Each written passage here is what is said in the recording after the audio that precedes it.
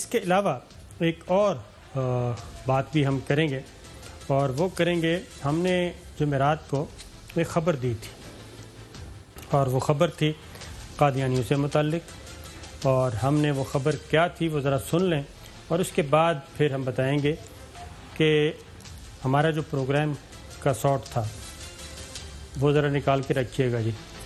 ہم نے خبر دی تھی تو قادیانیوں سے متعلق کہ ہمارے پاس ایک خبر ہے کہ وہ یہ کہ پاکستان چیپٹر اور لندن چیپٹر کے درمیان کچھ اختلافات ہیں، اور وہ اختلافات ہیں اقلیتی کمیشن میں شامل ہونے یا نہ ہونے کے بارے میں۔ اس کے بارے میں خبر دی، ذرا وہ اگر نکال لیتے ہیں تو اس کے بعد پھر ہم پراپر اس کی کریں گے، اپنا پوائنٹ آف ویو بھی دیں گے، کیونکہ اس کے بعد ایک ختم نہ ہونے والا سلسلہ شروع ہوا، سوشل میڈیا پہ بھی، ٹیلی فون پہ بھی، میسیجز بھی، ٹویٹر پہ بھی، اور فیس بک پہ بھی، یوٹیوب پہ بھی ایک تفصیلی کیا کہنا چاہیے، اس میں دھمکیاں بھی تھیں، مغلظات بھی تھیں، گالم گلوچ بھی تھی، سب کچھ تھا۔ اور کچھ جو پڑھے لکھے لوگ تھے انہوں نے بڑے ہمبل وے میں بھی بات کی، تو اس کے بارے میں بات کریں گے۔ چوہے صاحب جی، ہم نے ایک خبر دی اور اس کے بعد آپ نے دیکھا آپ کو بھی گالم گلوچ، دشنام ترازی ہو رہی ہے اور دھمکیاں بھی دی جا رہی ہیں، ایسے لگا بس جیسے سپاری دے دی گئی ہے۔ آواز نہیں آ رہی مجھے۔ جی چوہے صاحب کو آواز آ رہی ہے؟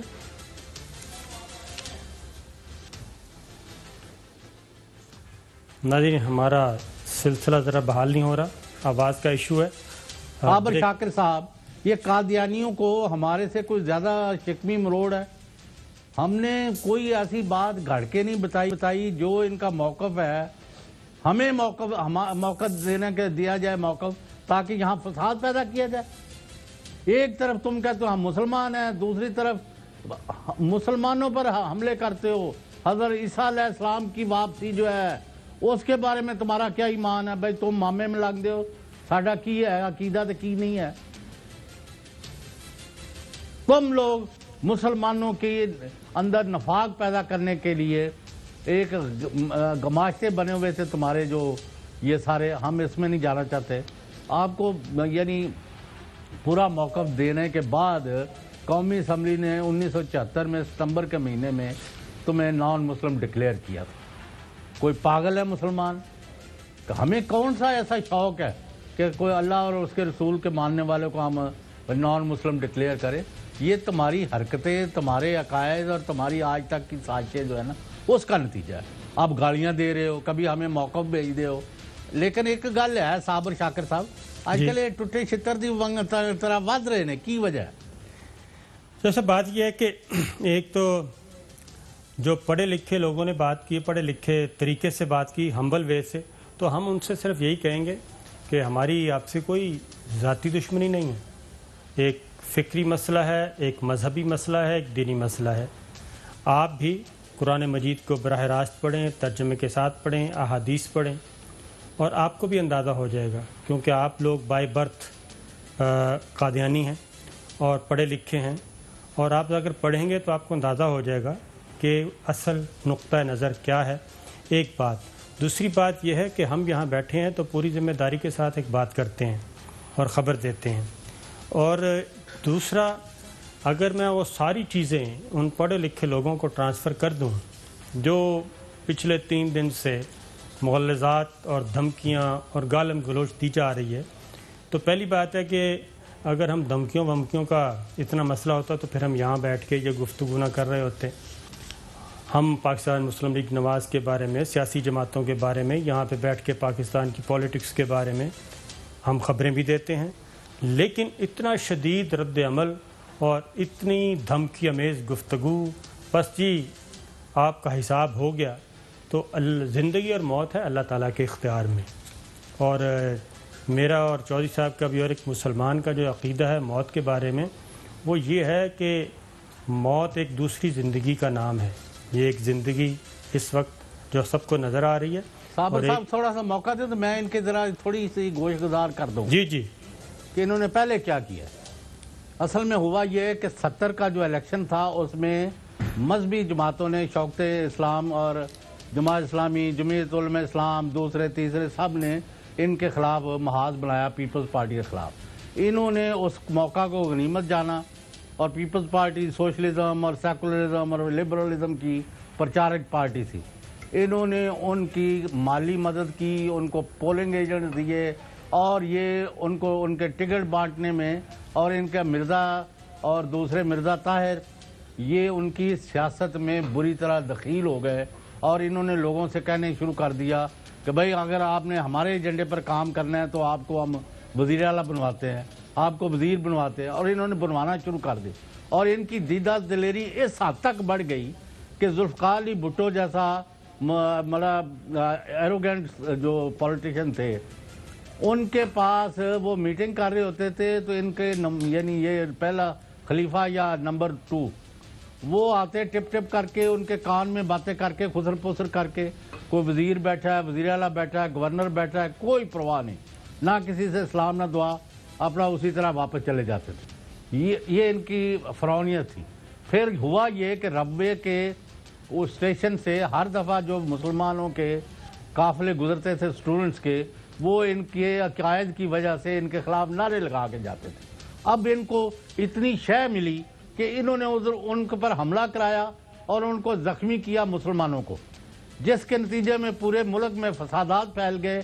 کمیٹی بنائی گئی قومی اسمبلی ساری کی, اور ان کیمرہ اجلاس ہوا اور وہاں ان کو موقف دینے کا موقع دیا گیا. وہ آپ کو پتہ ہی ہے اس کا نتیجہ کیا ہوا. اب یہ ہمیں کیا موقف دینا چاہتے ہو کہ ہم اپنے موقف سے ہٹ گئے, ہم اپنی گردن کٹوا سکتے ہیں, اللہ اور رسول کے ایمان سے ادھر ادھر نہیں ہو سکتے, جو جس نے کرنا کر لے. بالکل صحیح بات ہے. ہم اچھا ان کا میں نے ان سب کو ایک میسج کیا. ان کا ایک سلوگن ہے, موٹو ہے کہ لو فار آل ہیٹڈ فار نن. تو اگر وہ میسیجز میں ٹی وی پہ چلانا شروع کر دوں اور وہ جو زبان جو استعمال کر رہے ہیں, میرا خیال ہے کہ ساری دنیا کو پتہ چل جائے گا کہ ان کے اس صاحب ان کے پیچھے ابھی کوئی ان کا گنونا موقف ہے, کوئی سازش ہے, جو اس طرح ویسے کافی سالوں سے یہ ایسے کر نہیں رہے تھے. یہ پھر پوے ہوئے نے جو صاحب وہ کچھ سالوں کے بعد یہ ایک ایکٹیویٹی جنریٹ ہوتی ہے اور پھر بالآخر وہ ختم ہو جاتی ہے.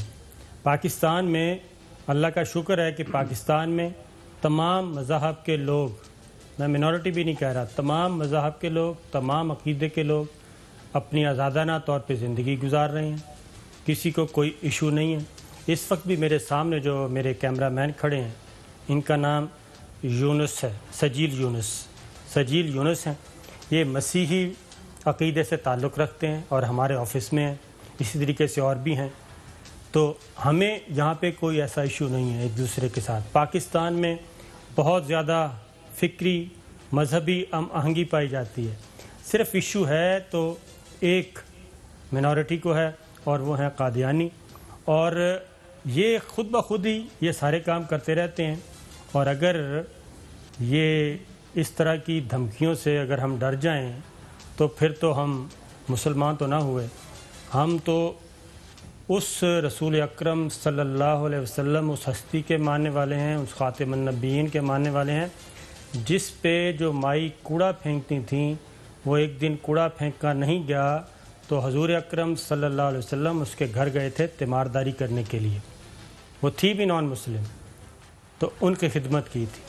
حضور اکرم صلی اللہ علیہ وسلم کا اسوہ حسنہ یہ ہے کہ طائف کے بازار میں, طائف کی گلیوں میں نعوذ باللہ ان پہ کیا کیا ظلم و ستم نہیں کیا گیا.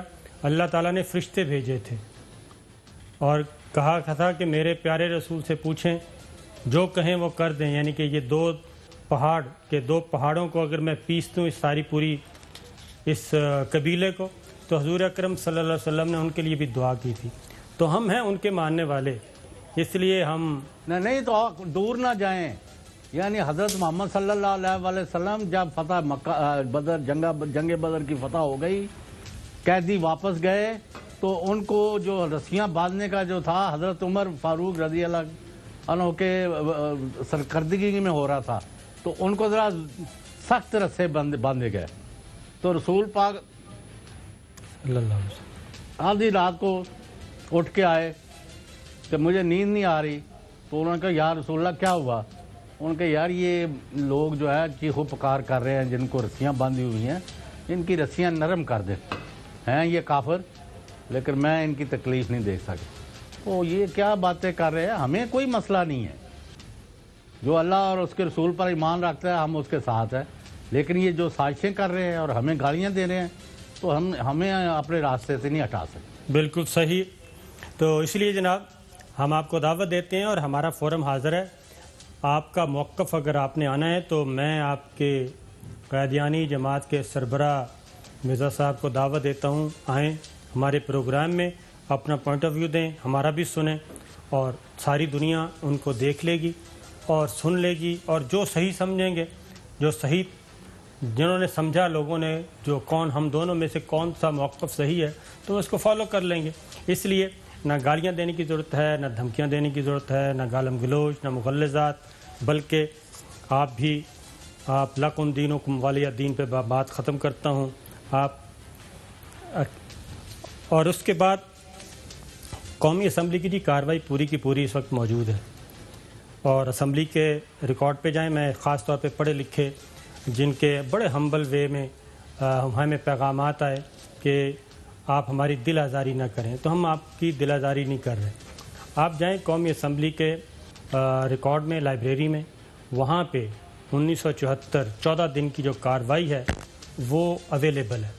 آپ وہ سن لیں، وہ جا کے پڑھ لیں. یہ اویلیبل ہے آج بھی، وہ کتاب کی شکل میں بھی شائع ہو چکی ہے. لیکن کہا یہ جاتا ہے، کیونکہ میں نے وہ ویڈیوز سنے کہ جناب وہ نہیں، اس میں جو کتاب میں کنورٹ کیا تھا وہ صحیح نہیں ہے.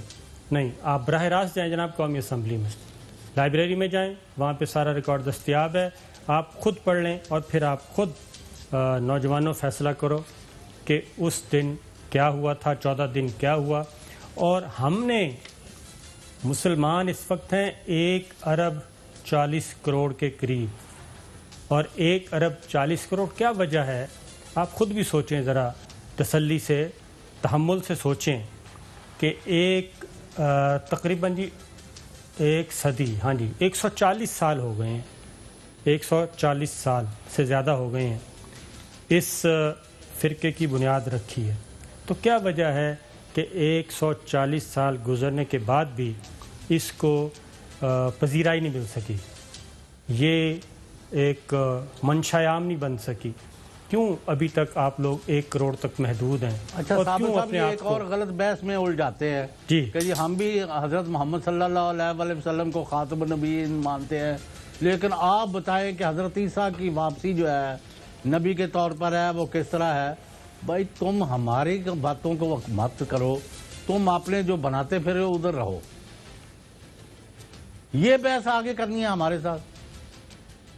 تو دوسری ایک اور بات میں چور صاحب بتا دوں کہ جناب ہم جو خبر دیتے ہیں بڑے سوچ سمجھ کے دیتے ہیں، اور اس کی بنیاد ہوتی ہے. اور جس خبر کا ہمیں پتہ ہے تو کیا ریاستی اداروں کو نہیں پتہ ہوگا؟ تو ریاست پاکستان کے ادارے بھی اتنے بے خبر نہیں ہیں، ان کے پاس بھی سب معلومات ہمہ وقت ہوتی ہیں اور ان کے پاس سارا ریکارڈ بھی ہوتا ہے. اس لیے کوئی ایشو نہیں ہے جناب. آگے بڑھتے ہیں.